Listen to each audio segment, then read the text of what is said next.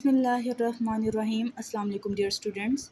आज हम chapter number 1 को कंप्लीट वाइंड अप करते हुए इसके एक्सरसाइज को स्टडी करेंगे। तो हमारे पास एक्सरसाइज में चैप्टर नंबर 1 की सबसे पहले आ जाता है मल्टीपल चॉइस क्वेश्चन।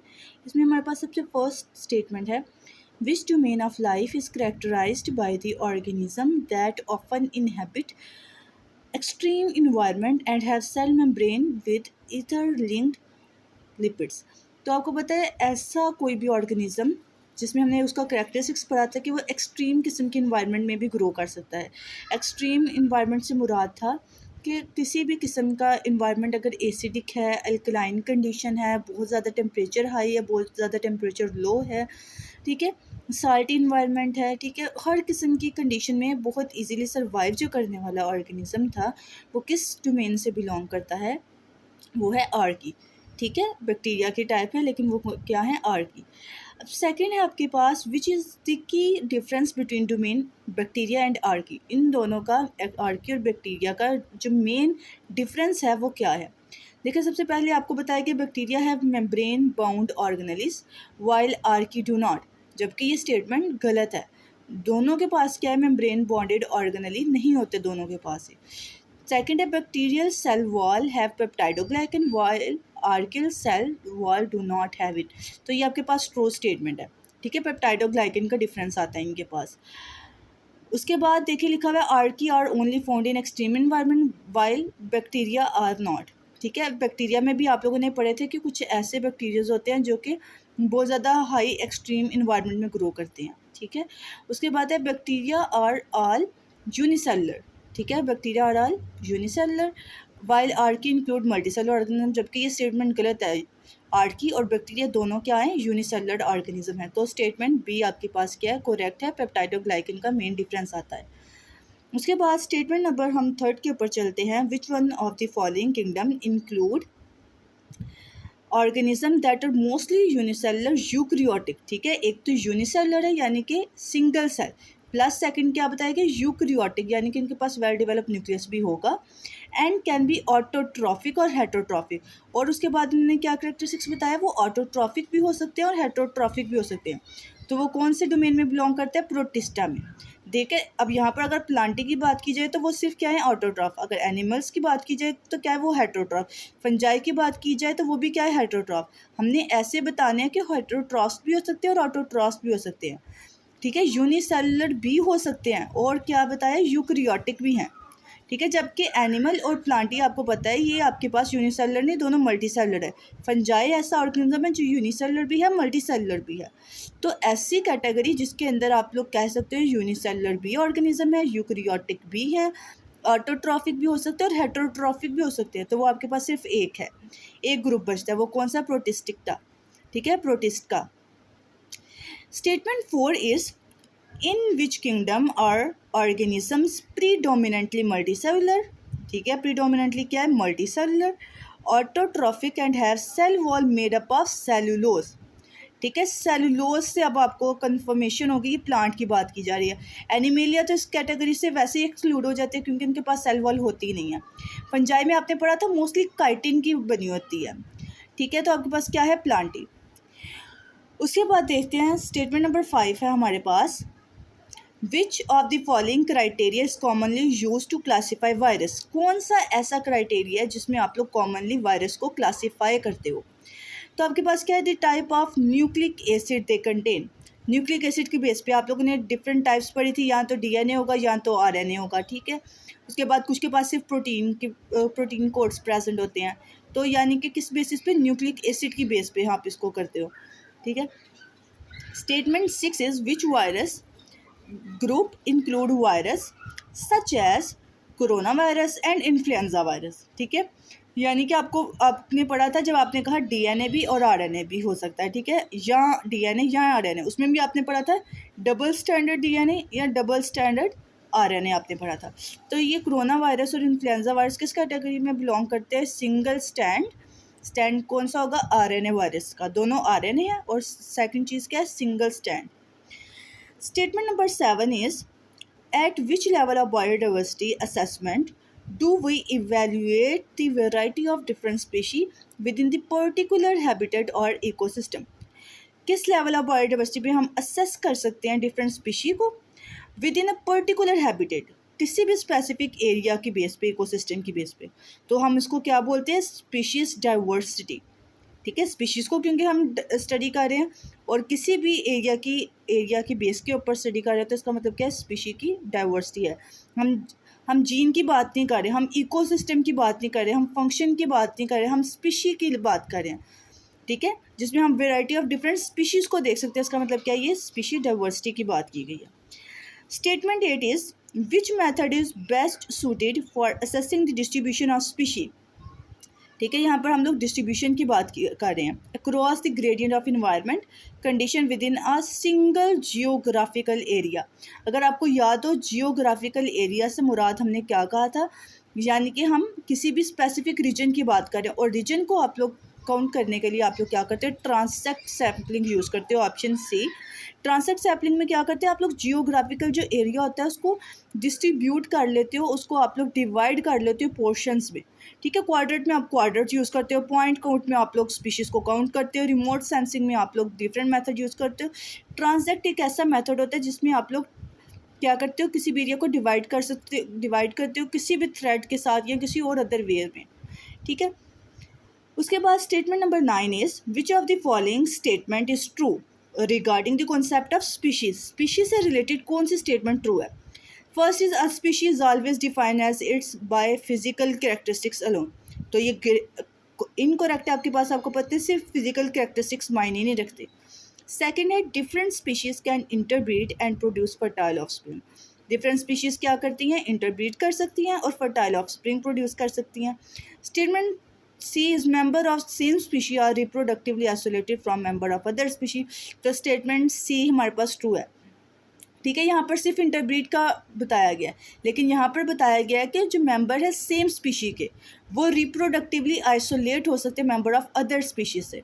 ठीक है, हम लोग यानी कि जो किसी दूसरे स्पीशी की ऑर्गेनिज्म है, डिफरेंट स्पीशीज़ का भी इंटरब्रीड करवा के एक न्यू स्पीशी को इंट्रोड्यूस करवा सकते हैं। तो उसमें भी क्या होता है, फर्टिलिटी आ जाती है, क्योंकि हम लोग क्या करवा रहे हैं, इंटरब्रीड करवा रहे हैं। स्टेटमेंट आपके पास है 10th, which type of speciation occur when population are geographically. अब जियोग्राफिकली आपको बहुत अच्छे से याद होगा, जिसमें आपने पढ़ा था geographically separated by a physical barrier. Physical barrier में कौन सा आपका टाइप आ रही थी इसके अंदर स्पेसिएशन की, वो है एलोपैट्रिक स्पेसिएशन। ठीक है, एलोपैट्रिक स्पेसिएशन में हम लोग किसी भी एरिया को डिवाइड कर रहे थे किसी भी फिजिकल बैरियर के थ्रू, लाइक हमने कहा थ्रेड के साथ हमने एरिया को डिवाइड कर दिया, फिर हम उस और एरिया में देखते हैं स्पीशी के डिस्ट्रीब्यूशन भी और उसकी अबंडेंस भी। तो वो कौन सी टाइप थी, एलोपैट्रिक स्पेसिएशन। यहाँ तक आपके पास से MCQs। अब हम चलते हैं शॉर्ट क्वेश्चन आंसर्स की तरफ। तो शॉर्ट क्वेश्चन आंसर में हमारे पास सबसे फर्स्ट क्वेश्चन है, what are the 3 domain of life. 3 domains बताने हैं and how they differ in term of cellular structure, और उनके सेलुलर बेसिस पे हम लोगों ने उनका कोई डिफरेंस बताना है। ठीक है, तो सबसे फर्स्ट क्वेश्चन का आंसर हमारे पास जो 3 डोमेन ऑफ लाइफ है हमारे पास क्या है, बैक्टीरिया, आर्की एंड यूक्रिया। अब देखिए बैक्टीरिया क्या है, prokaryotic organism with simple cell structure lacking a nucleus and membrane bound organelle. Their cell wall contain a peptidoglycan। ठीक है, हमने अभी MCQs में पढ़ा इनके पास क्या होता है, पेप्टाइडोग्लाइकन। आर्की की बात की जाए तो ये भी क्या होते हैं, prokaryotic, but their cell wall do not contain peptidoglycan. Main difference, ठीक है, they have unique biochemical pathway and are found in extreme environment. Eukaryotic के बारे में कहा गया है कि eukaryotic organism with complex cells containing membrane bounded organelle like the nucleus, they can be unicellular और multicellular and lack peptidoglycan in their cell wall. और इनके पास किसी किस्म का पेप्टाइडोग्लाइकन नहीं होता। ठीक है, जैसे प्लांट हो गया इनके पास सेलुलोज होगी, फंजाई हो गया इनके पास काइटिन होगी। ठीक है, उसके बाद ये हमारे पास क्या था, कैरेक्टरिस्टिक्स। अब जो हमारे पास क्वेश्चन नंबर 2 है, क्वेश्चन नंबर 2 में हमसे पूछा गया डिस्क्राइब 1 की feature that differentiate Archie and bacteria. ठीक है, कोई एक फीचर हमने बताना है, कोई एक कैरेक्टरिस्टिक्स हमने बताना है जो डिफ्रेंशिएट कर सकता है आर्की को बैक्टीरिया से। तो अभी जो हमने क्वेश्चन नंबर 1 का आंसर पढ़ा है वही हमारे पास क्वेश्चन नंबर 2 का भी आंसर है। इसके अंदर बस हम यूक्रियोट का पॉइंट नहीं लिखेंगे, आर्की और बैक्टीरिया का वही हम एज इट इज़ बता सकते हैं कि जो आर्की है उनके पास जो है वो क्या है, पेप्टाइड ग्लाइकन नहीं होती, बैक्टीरियाज के पास होती है। ठीक है, आर्की जो है वो ज़्यादा एक्सट्रीम कंडीशंस में सर्वाइव कर जाते हैं। ठीक है, बैक्टीरियाज की कुछ स्पीशीज़ ऐसी होती हैं, जबकि जो आर्की जितने भी कैटेगरी में फॉल करते हैं वो सब क्या होते हैं, बहुत ही एक्सट्रीम इन्वायरमेंट में ग्रो कर जाते हैं। ठीक है, क्वेश्चन नंबर 1 और 2 का आंसर सेम होगा, एक्सक्लूड कर देंगे आप लोग सिर्फ यूकैरियोट का पॉइंट। क्वेश्चन नंबर 3 है, which kingdom is characterised by the organism with chitin. ठीक है, कौन सा ऐसा ऑर्गेनिज्म है जिसकी सेल वॉल क्या किससे मिलकर बनी होगी, काइटिन से, and that are mostly decomposer, और जो क्या होंगे, डिकम्पोजर भी होंगे। तो इसका आंसर हमारे पास क्या है, हमारे पास है फंजाई। ठीक है, फंजाई हमारे पास एक ऐसी ऑर्गेनिज्म है, ठीक है, ऐसा किंगडम का ग्रुप है फंजाई किंगडम, जो ऑर्गेनिज्म के पास क्या है, सेल वॉल उनकी काइटिन से मिलकर बनी हुई है, और इनको प्राइमरी डिकम्पोजर्स भी कहा जाता है, क्योंकि कि क्या करते हैं, डिकम्पोजर्स होते क्या हैं, जो कि ऑर्गेनिक मटेरियल को इनऑर्गेनिक मटेरियल में कन्वर्ट करते हैं, यानी उनको ब्रेक डाउन कर देते हैं, रिसाइकलिंग में हेल्प आउट करते हैं। ठीक है, और ये रिसाइकलिंग का फंक्शन बहुत ज़्यादा इंपॉर्टेंट होता है आपकी इकोसिस्टम को बैलेंस करने के लिए। ठीक है, उसके बाद है question number 4, what type of speciation occur when population are geographically separated. ये आप लोग देखें कितनी इंपॉर्टेंट है आपके पास, कि बार बार एमसीक्यूज में भी आ रहा है आपके पास। ठीक है, एलोपैट्रिक स्पेसिएशन शॉर्ट क्वेश्चन में भी आ गया। ठीक है, allopatric speciation occur when population of the same species become geographically isolated bye physical barrier, यानी कि इनको क्या किया जाता है, एलोपैट्रिक स्पेसिएशन में स्पीशीज़ को जियोग्राफिकली आइसोलेट यानी कि उनको सेपरेट किया जाता है, और सेपरेट किस लिए करेंगे, by physical barrier, physical barriers के through, such as mountains, rivers या अदर ऑब्स्टेकल्स। ठीक है, over the time genetic differences accumulate due to mutation, और इनके अंदर म्यूटेशन का मतलब क्या होता है, जीन में चेंज आ जाना। ठीक है, by the passage of time क्या होता है, जेनेटिक डिफरेंसेस अकोमुलेट होना शुरू हो जाते हैं, और उसकी वजह से म्यूटेशन हो जाती है, जीन में अचानक सडन क्या आता है, चेंज आ जाता है।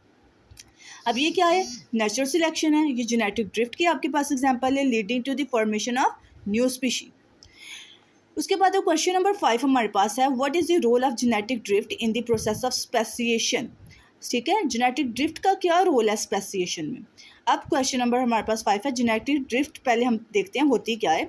Genetic drift refers to the random change in the allele. Random change किसके अंदर आता है, अलील की फ्रिक्वेंसी में इन द पॉपुलेशन। अब अलील क्या होता है, जीन किसको बोलते हैं हम लोग, कोई भी क्रोमोसोम का स्मॉल पार्ट है, सेगमेंट है, उसको हम जीन बोलते हैं। अब जो जीन का पेयर होगा, यानी कि जब भी जीन किसी भी बॉडी के अंदर ट्रांसफ़र होता है हमेशा पेयर की फॉर्म में होता है। दो जीन्स की बात की जाए, अब आप लोग जब पेयर में जीन को बोलते हैं तब आप लोग क्या वर्ड यूज़ करते हैं उन जीन के लिए, अलील का वर्ड। ठीक है, in small population genetic drift can lead to the loss और फिक्सेशन ऑफ सर्टेन अलील। ठीक है, contributing to genetic differences between the population. Over the time, this can lead to reproductive isolation, which can essential step in speciation.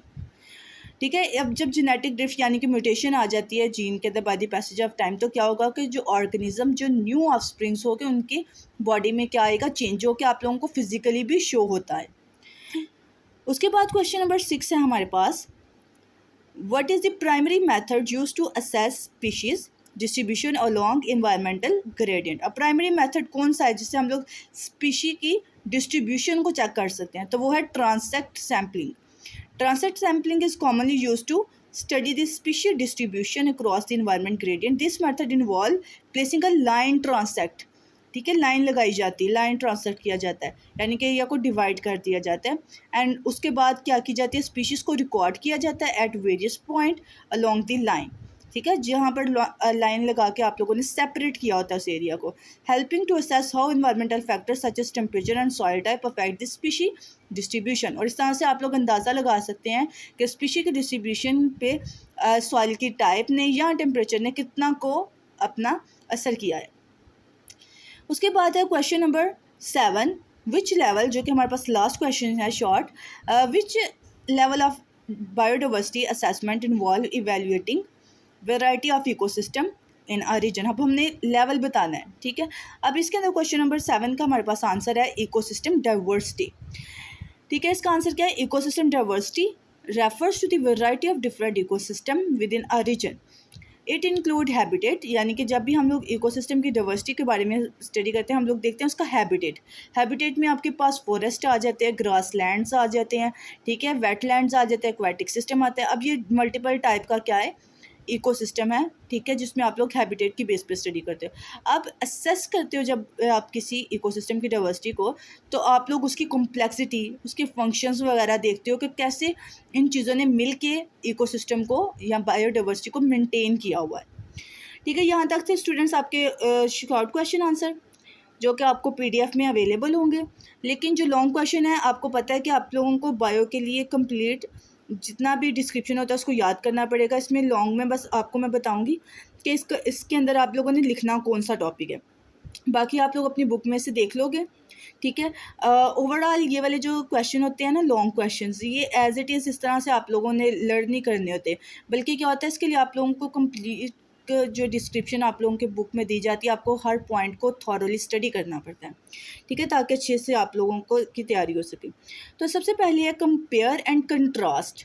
Compare and contrast the domain Archie and bacteria, यानी कि इसके अंदर आप लोग Archie और bacteria को complete describe करोगे, ठीक है। आर्की बैक्टीरिया में डिफरेंस करते हुए आप लोग उसकी टाइप्स को भी एक्सप्लेन करोगे, ठीक है। सेकंड क्वेश्चन है आपके पास, explain the concept of species, ठीक है। यहाँ पर अब आप लोगों को पता चल गया, आप लोगों ने स्पीशी एंड स्पेसिएशन, ये दो टॉपिक आप लोगों ने डिटेल में पढ़े हुए हैं, इन दोनों को ही डिटेल में सर डिस्क्राइब करोगे, ठीक है। क्वेश्चन से आप लोगों ने कभी भी कंफ्यूज नहीं होना। देखें, आपको कंप्लीट पूछा गया है कि एक्सप्लेन करें कॉन्सेप्ट ऑफ स्पीशी को according to the biological species concept. अब देखें, आपकी बुक में जो दिया गया वो बायोलॉजिकल स्पीशी के कॉन्सेप्ट से ही दिया गया। How does definition help to understand species boundaries and the process of speciation, provide example to illustrate your point, ठीक है। अब इसमें आप लोग स्पीशी और स्पेसिएशन को कंप्लीट डिस्क्राइब कर दोगे। थर्ड है discuss the mechanism of allopatric and sympatric speciation, अब इन दोनों को आप डिटेल में बताओगे। क्वेश्चन नंबर 4 है describe the main characteristics of kingdom Protista, Fungi, Plantae and Animalia, इन सब को 4 को डिस्क्राइब करोगे। फिफ्थ है आपके पास outline the major classification system of viruses. अब आप लोगों ने वायरसेस की क्लासिफिकेशन को बताना है, लेकिन किस बेस पे, दो तरह से आपने बताना है, स्ट्रक्चरल फीचर की बेस पे, ठीक है, आप लोगों ने पढ़े थे ना, शेप की बेस पे, उसके बाद रेप्लिकेशन की मेथड की बेस पे भी आप लोगों ने मल्टीपल टाइप पढ़ी थी, आपने उनको डिस्क्राइब करना है, ठीक है। उसके बाद है explain the different level eight which biodiversity can assess. अब बायोडाइवर्सिटी के असेसमेंट के लेवल्स आपने पढ़े थे, अब आपने उन लेवल्स को डिस्क्राइब कर देना अच्छे से। सेवन्थ है आपके पास explain the importance of random sampling method in ecological study. अब आपने यहाँ पर किसको डिस्क्राइब करोगे, आप लोग रैंडम सैम्पलिंग को, ठीक है।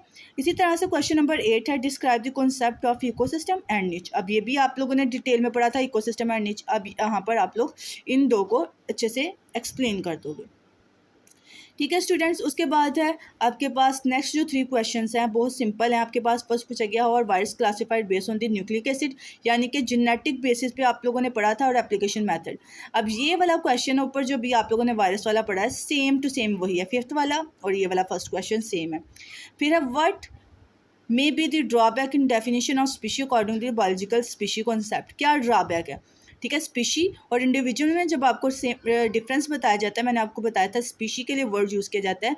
एक ये कि स्पीशी जो है वो हमेशा क्या होगी, फर्टाइल, जो भी आपने पढ़ा था कि वो आइसोलेट स्पीशी को भी क्या कर सकती है, सेपरेट कर सकती है, ठीक है। तो ये इसका ड्रॉबैक है कि आपके पास जो स्पीशी होती है वो हमेशा क्या होती है, फर्टाइल होनी चाहिए कि न्यू ऑफस्प्रिंग वो प्रोड्यूस कर सके। थर्ड है आपके पास how does biodiversity help maintain balance in ecosystem, कैसे बायोडाइवर्सिटी बैलेंस कर सकती है आपकी इकोसिस्टम को, ठीक है। आप लोगों को जो भी मेडिसिन मिलती है, आप लोगों का फूड बैलेंस करके आप लोग हैबिटेट को बचा के, ठीक है, जो बायोडाइवर्सिटी जो में जितनी भी स्पीशीज़ हैं उनके लेवल को आप लोग स्टडी करते हो, उनकी डिस्ट्रीब्यूशन को स्टडी करते हो, ठीक है। इस तरह से आप लोग क्या कर सकते हो, इकोसिस्टम को मेंटेन रख सकते हो। तो ये सब थे आपके पास आज आपका स्टूडेंट्स चैप्टर नंबर 1 कंप्लीट हो चुका है। इंशाल्लाह ये आपको मैं PDF में भी प्रोवाइड कर दूँगी। तो नेक्स्ट वीडियो में इंशाल्लाह स्टूडेंट्स हम लोग चैप्टर नंबर 2 को स्टडी करेंगे। तब तक के लिए स्टूडेंट्स अल्लाह हाफिज़।